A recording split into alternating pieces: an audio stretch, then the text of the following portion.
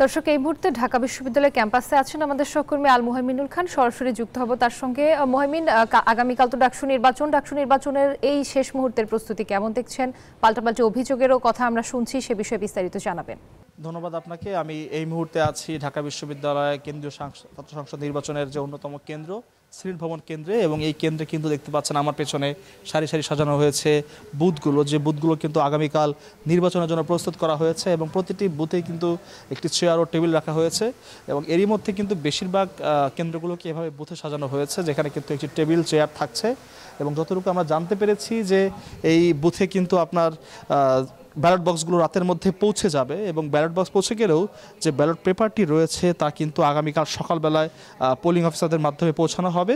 এবং সেখানে কিন্তু পৌঁছানোর পরে গণমাধ্যমের সামনে ব্যালট বক্সগুলো আরেকবার খোলা হবে এবং দেখানো হবে যে ব্যালট বক্সগুলো খালি আছে, এবং তা প্রমাণ করার পরে কিন্তু আসলে সিলগালা করে শুরু হবে ভোট কার্যক্রম।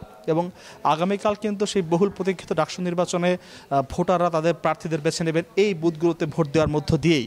এবং 8টি ভোট কেন্দ্রে কিন্তু মোট 810টি বুথ এভাবেই সাজানো হয়েছে, যেখানে কিন্তু বিশ্ববিদ্যালয় প্রশাসন বলছে যে যে পরিমাণ ভোটার আসবে তারা ধারণা করছেন সেই অনুযায়ী কিন্তু এই বুথগুলো যথেষ্ট রয়েছে, এবং কোনো ধরনের ঝামেলা ছাড়াই নির্বাচন অনুষ্ঠিত হবে বলে তারা জানিয়েছেন। এবং একটি বড় বিষয় হচ্ছে যে এই বুথগুলো কিন্তু এরই মধ্যে সাজানো হলেও দেখা গিয়েছে এদের মধ্যে সিসি ক্যামেরা লাগানো থেকে শুরু করে যে সিকিউরিটি ব্যবস্থাগুলো রাখা সেগুলো কিন্তু এখনও কাজ চলছে, এবং ধারণা করা হচ্ছে সন্ধে নাগাদ কিন্তু এই ভোট কেন্দ্রগুলো প্রস্তুত হয়ে যাবে।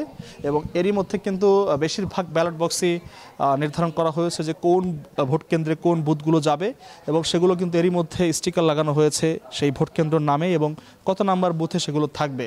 এবং এগুলো কিন্তু রাতের মধ্যে নিরাপত্তার সাথে পৌঁছানো হবে, এবং সেখানে পৌঁছানোর পরে কিন্তু নিরাপদভাবেই রাখা হবে। এবং এরপরে কিন্তু আইনশৃঙ্খলা বাহিনীর প্রহরায় আগামীকাল সকালবেলায় ব্যালট পেপার নিয়ে কিন্তু এই বক্সগুলো খোলা হবে, এবং তারপর গণমাধ্যমের সামনে এগুলোকে পরীক্ষা করিয়ে কিন্তু শুরু হবে ভোট কার্যক্রম। তো সিনেট ভবন কেন্দ্র থেকে এই ছিল এখন পর্যন্ত আমার কাছে সর্বশেষ তথ্য।